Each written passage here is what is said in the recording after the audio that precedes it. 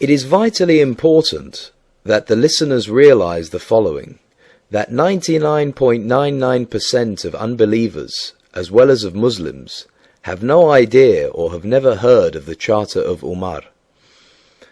After the rapid expansion of the Arabian Mohammedan dominion in the 7th century, Mohammedan leaders were required to work out a way of dealing with non-Muslims, who remained in the majority in many areas for centuries. The solution was to develop the notion of the dhimma, or protected person. The dhimmi were required to pay an extra tax, but usually were unmolested. This compares well with the treatment meted out to non-Christians in Christian Europe. The Pact of Umar is supposed to have been the peace accord offered by the Caliph Umar to the Christians of Syria, a pact which formed the pattern of later interaction.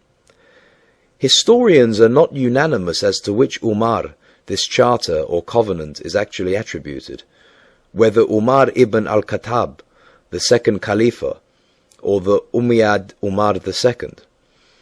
In the final analysis, it is not important to whom it should be attributed, since the conquering Mohammedan Muslims implemented it and have been doing so for the last 1400 years, and continue to do so in the 21st century in most Mohammedan states. The following is from Al-Tartushi, Siraj al-Muluk, pages 229 to 230. We heard from Abd al-Rahman ibn Ghanam as follows: When Umar ibn al-Khattab, may Allah be pleased with him, accorded a peace to the Christians of Syria, we wrote to him as follows: In the name of Allah, the Merciful and Compassionate. This is a letter to the servant of Allah Umar ibn al-Khattab, commander of the faithful, from the Christians of such and such a city.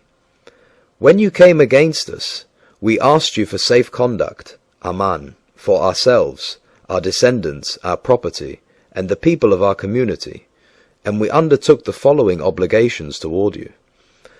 We shall not build in our cities or in their neighborhood new monasteries, churches, convents, or monk cells, nor shall we repair, by day or by night, such of them as fall in ruins or are situated in the quarters of the Muslims.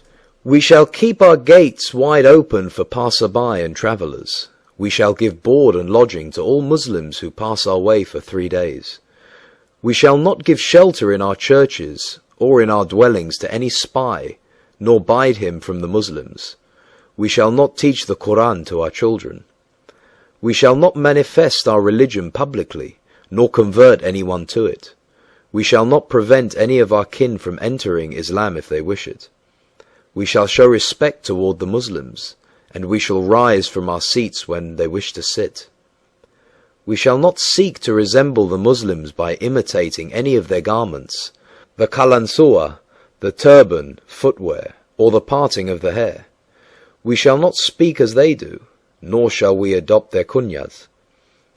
We shall not mount on saddles, nor shall we gird swords, nor bear any kind of arms, nor carry them on our persons. We shall not engrave Arabic inscriptions on our seals. We shall not sell fermented drinks. We shall clip the front of our heads.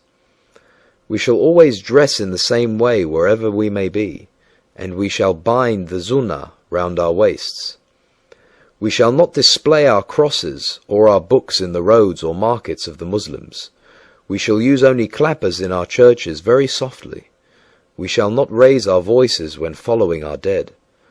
We shall not show lights on any of the roads of the Muslims or in their markets. We shall not bury our dead near the Muslims. We shall not take slaves who have been allotted to Muslims. We shall not build houses overtopping the houses of the Muslims. When I brought the letter to Umar, may Allah be pleased with him, he added, We shall not strike a Muslim. We accept these conditions for ourselves and for the people of our community, and in return we receive safe conduct. If we in any way violate these undertakings for which we ourselves stand surety, we forfeit our covenant, dhimma, and we become liable to the penalties for contumacy and sedition.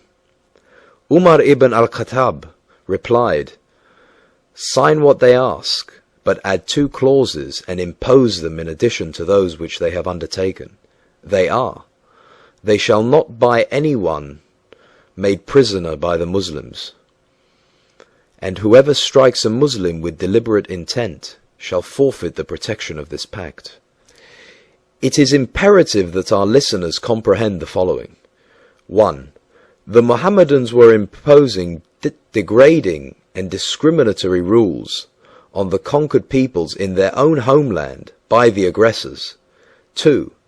The Mohammedan Muslims were protecting the natives from whom? 3. Every condition above represents utter contempt for the religious beliefs and feelings of the subjugated peoples, for their culture, their heritage, and their dignity. 4. Although generally they were unmolested, it did not stop the leaders to have them massacred whenever they needed to distract the Mohammedans in times of stress. 5. While the Mohammedan Muslims in the majority of their countries continued to implement many of the above against all unbelievers, they, with an obscene degree of hypocrisy, demand all human rights in the democracies, and at the same time, disloyally intend to bring down the institutions of the host countries to their abysmal level of intolerance, ignorance, and stupidity. I would like to leave any further conclusions or comments to our listeners regarding the mercy and compassion of Mohammedan Islam vis-à-vis the people of the book.